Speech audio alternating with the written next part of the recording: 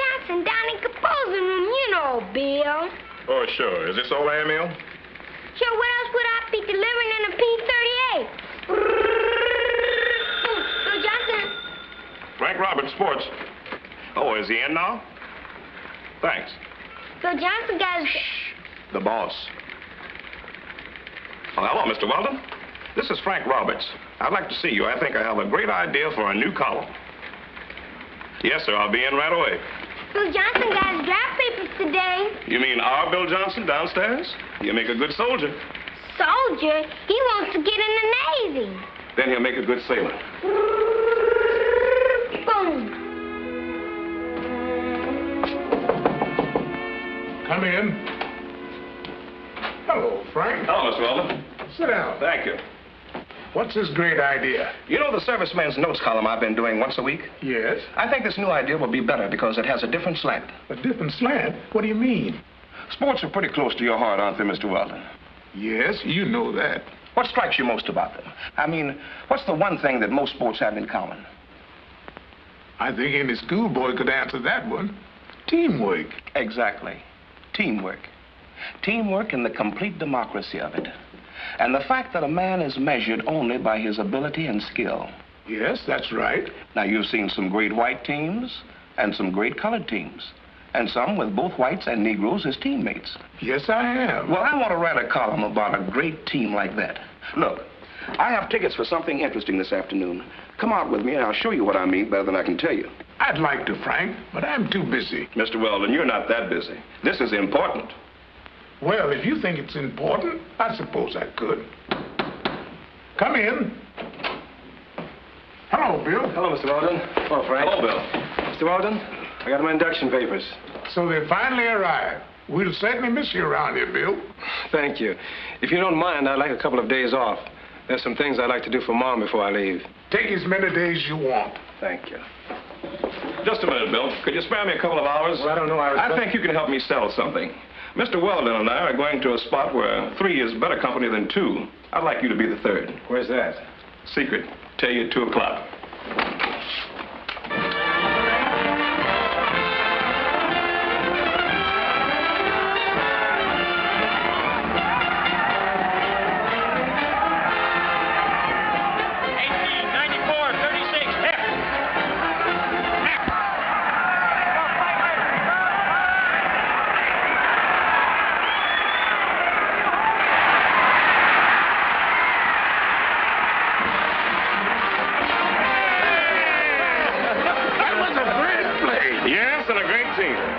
Teamwork in action.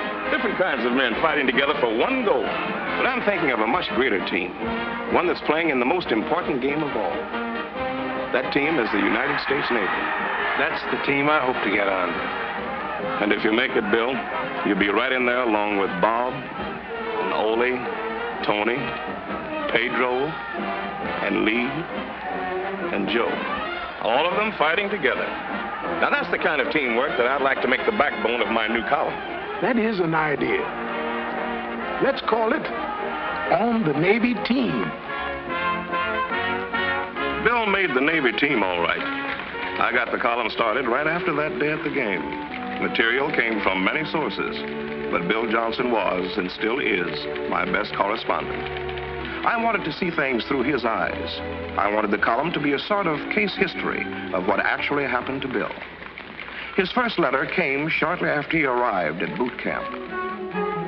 He found that it wasn't easy when they take all your clothes away, everything but your toothbrush, and ship them home, and push you along in an assembly line and check you for everything under the sun. It wasn't easy for Bill or for the thousands before him, or the other thousands of all races and creeds who will come after him. And this isn't easy either. Ouch! 2 down and 7 to go. He found shopping quite easy in the Navy.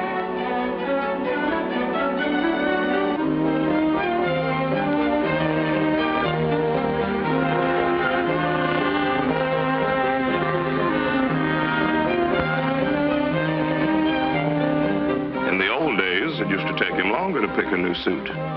It was hard to make up his mind whether you wanted the brown suit with the small check or the gray suit with the stripes. But Bill doesn't have to worry about that now. Here, everything comes in standard colors and patterns. Blues with white stripes and whites with blue stripes. And the salesman behind this counter won't take no for an answer. Probably never again in his life will Bill receive 9 suits of clothing and everything that goes with them in 20 minutes. All right. You're members of a new company, Company 510. And by the looks of it, Company 510 is about the finest collection of knuckleheads ever hit any boot camp. You're here for discipline, and I'm here to see that you get it. If you step out of line, you'll think this building fell on you personally. Pay attention and obey orders. First, you shave and shower every day. You keep your clothes washed and clean and rolled, and your bunks made up and your blankets folded properly. I'll show you how to do all that. Now get on the ball and stay on it. Company 510 got on the ball, but had a little difficulty staying on it. Close order drill isn't mastered in a day. Double the rear, hard. Rear, hard. Whoop, the man said to the rear. Shoes out of line.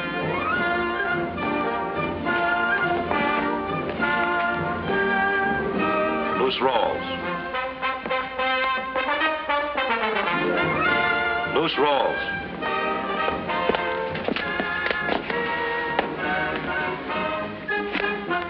You'd better learn to tie a square knot, sailor.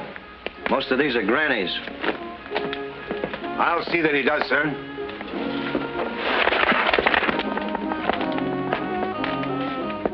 What's an ensign? Well, you are. The flag, both of you are. It means a commissioned officer. It also means a flag, sir. Bill never worked so hard in his life. To bed at 9 and up at 5. And every minute of the day on the go. He soon found that the training for this team is tough. It's got to be. The game is too important to lose.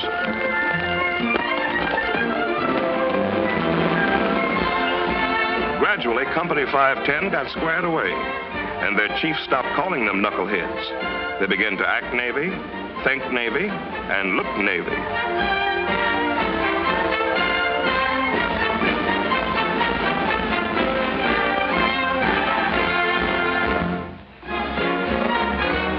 It wasn't all tough. There was ship service, with the biggest malts in the world for a dime, or a big hunk of cake and 3 scoops of ice cream for 15 cents. And noise. You've never heard noise till you've been in a ship service. There was ping pong. And the happy hour, which wasn't so happy for some guys. And there was some work that wasn't so tough. It didn't quite tie in with cargo nets and physical fitness and marlin spike seamanship, but there it was. And who was Bill to refuse an invitation to the dance? Another thing Bill found out was that the Navy has rules, and Navy rules must not be broken. Furthermore, these rules apply to everybody. Break the rules and you land in the brig. That's Navy discipline. And discipline is the foundation of teamwork. Bill didn't exactly like swabbing decks, but he had company. Bob was swabbing decks too. And Pedro had time to think it over, while Ole got a course in sweeping. And Lee never forgot his painting lesson. After that trip to the brig, Bill got wise. He found by reading the articles for the government of the United States Navy that being a member of the Navy team means certain real responsibilities, not only for him, but for all the rest, from the recruits right on up to the very top. And he found out something else, something that opened his eyes to real teamwork, something about steward's mates and their place on the team. Doris Miller, steward's mate, first class, USN. For his distinguished devotion to duty, extraordinary courage, and disregard for his personal safety during the attack on Pearl Harbor, December 7th, 1941, the Navy Cross. Albert H. Oliver, steward's mate, first class, USN, for conspicuous gallantry and intrepidity while serving aboard a United States warship during a raid upon that vessel by approximately 25 Japanese torpedo planes in the vicinity of the Solomon Islands on June 30th, 1942, the Silver Star Medal. William Pinckney, cook, third class, USN, for extraordinary heroism while serving aboard the USS Enterprise during the engagement with enemy Japanese naval forces near the Santa Cruz Islands on October 26, 1942, the Navy Cross. Leonard Roy Harmon, steward's mate, first class, USN, for extraordinary heroism while serving aboard the USS San Francisco during action against enemy Japanese forces in the Solomon Islands area on November 12th and 13th, 1942, the Navy Cross, a fighting ship named for a fighting man. And there are hundreds of others, like this lad on the Franklin, who had a job to do and did it. And I thought steward's mates were just waiters. Well, Johnson, you might call them that. But they're fighting men, too. Between battles, their work is rather dull. But somebody has to be a waiter, or a cook, or a storekeeper. Everybody can't be captain on a ship. But when you get the ship to where she's ready for the job she was built for, when you're there in battle, what you did before doesn't count anymore. What matters now is what you do in battle. Like your ship.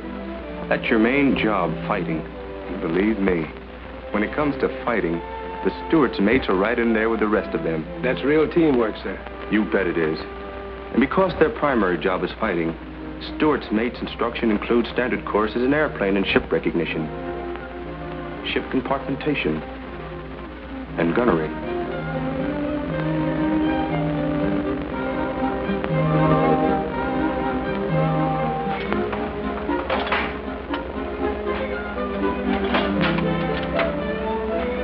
I'm glad you told me all that, sir. It makes me proud just to be anywhere on the team. And Johnson, don't ever forget this about steward's mates. They may pour soup between battles, but in battle they pour lead with the best of them. And so Company 510, now U.S. Navy fighting men, passes in review for the last time. Bill's recruit days are almost over. Those few crowded, tough weeks have been lived through. He and his buddies have learned the basic rules of the game. Now, some will go direct to general service duty, while others will specialize and enter service schools. Company 510 will be scattered far and wide as the men continue their various careers, each to take his special position on the team for the big plays ahead. Bill was selected for quartermaster training at the U.S. Naval Training School, Hampton, Virginia.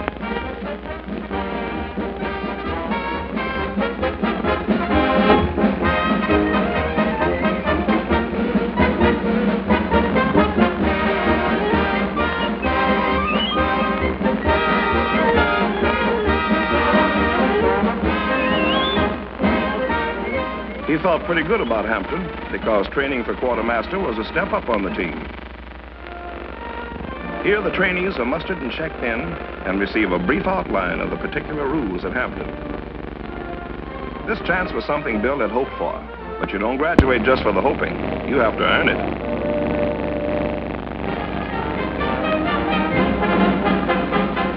Until now, a boy was just something floating around in the water. But Bill soon learned that there were quite a few different types of boys, each with a different purpose. He had to become as familiar with them as with his own name.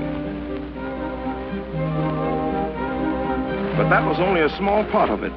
Among other things, Bill learned how to make compass deviation compensations, how to navigate by dead reckoning, and how to plot a course.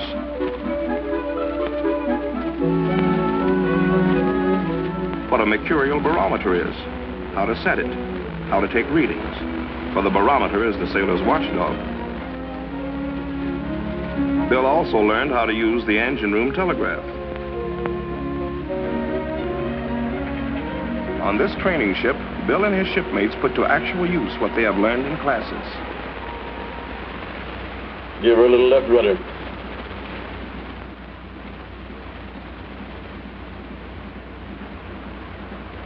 Easy now.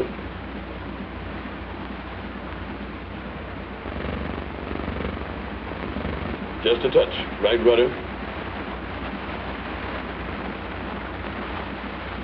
That's it. Ease your rudder. That's fine. So while Bill is on his way to becoming a quartermaster, other Bills, Tonys, Bobs, and Pedros are on their way to becoming radio men, aviation metalsmiths, aviation machinist mates, gunner's mates, and other specialists, and getting ready to take their places patrolling,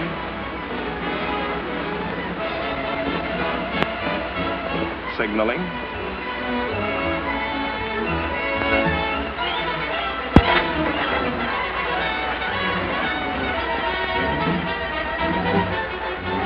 mine sweeping,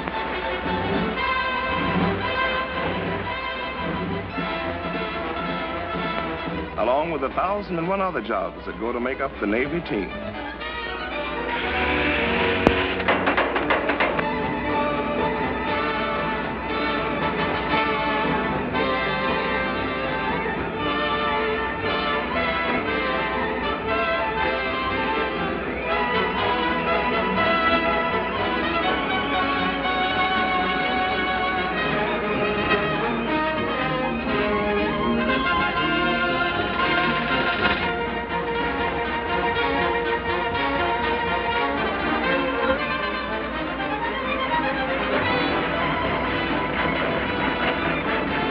This photographer's mate, who wears the Purple Heart, has flown many missions over enemy territory in the Pacific, doing map work under hazardous conditions.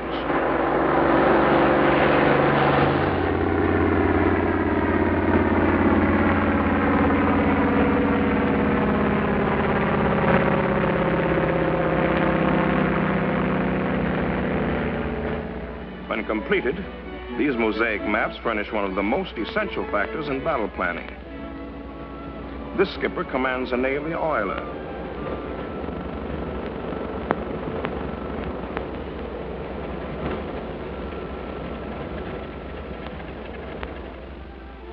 And this chaplain counsels and advises the boys on many subjects, while these waves have released men for duty in combat areas.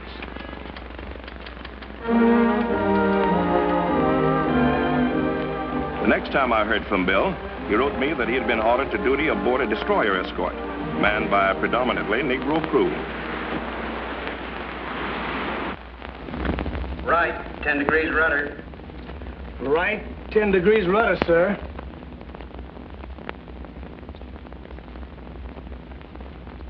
Steady as you go. Steady as you go, sir.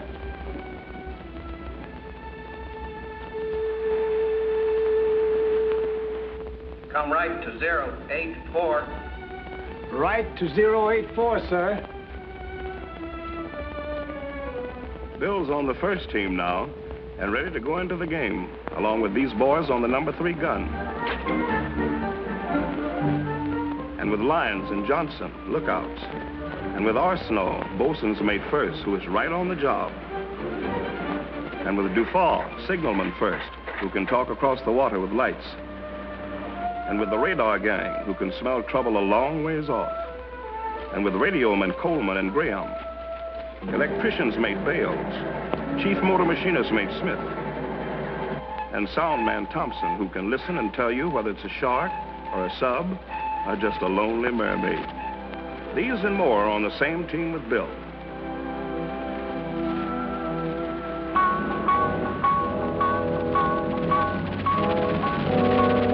All hands, man your battle station. All hands, man your battle station. It may be a battle, or it may be only practice. You never can tell.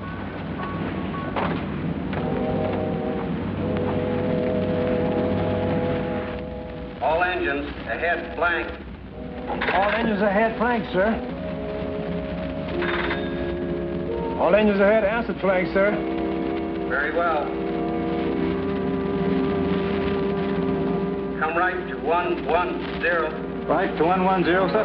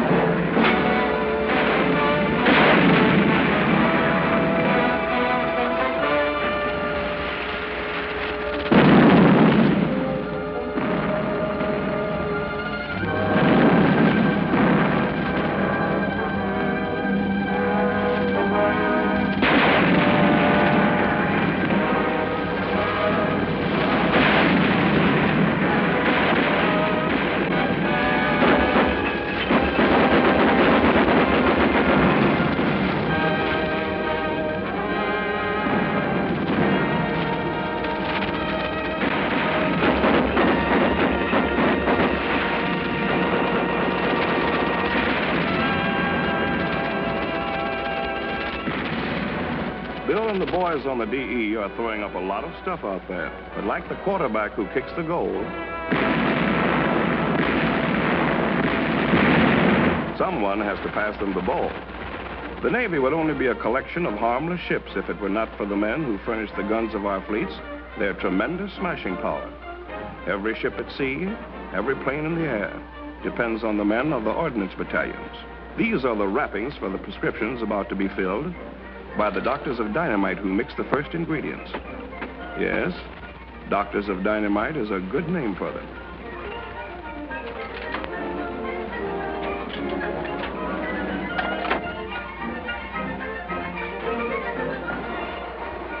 And their prescriptions come in all sizes and shapes. Men who do this make it possible to do this and this.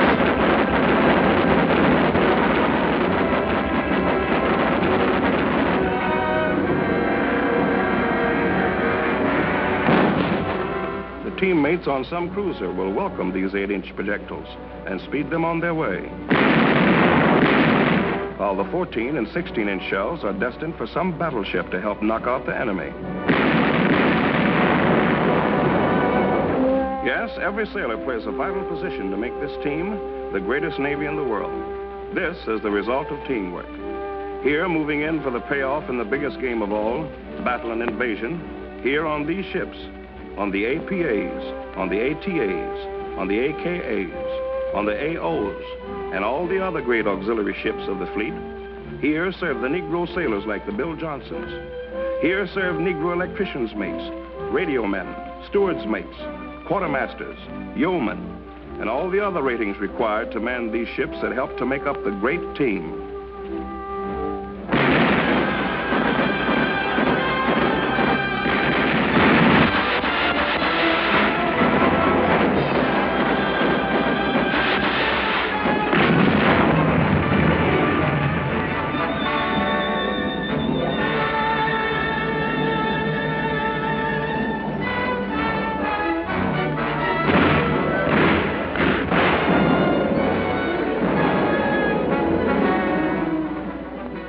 After the landing come the Seabees, and there are plenty of Bill Johnsons in the Seabees, building roads behind the Japs, flattening out the jungle, fighting with bulldozers and tools, and putting down airstrips in a hurry.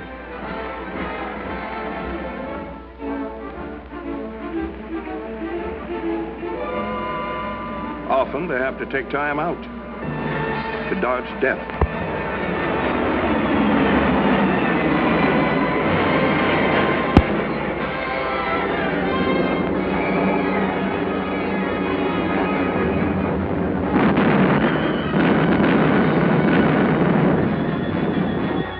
And to send it back.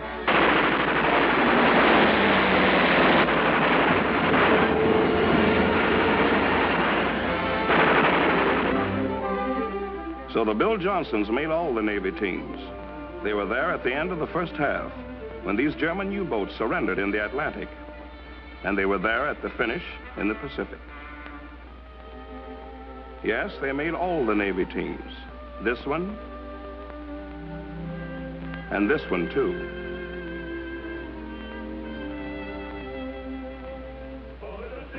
Throughout our history, Americans of all races and origins have fought side by side in defense of their country. Since the first battle of the Revolution, when our country was born, through more than 160 years, through all our wars, colored Americans like the Bill Johnsons of today have fought and died to bring victory to our arms.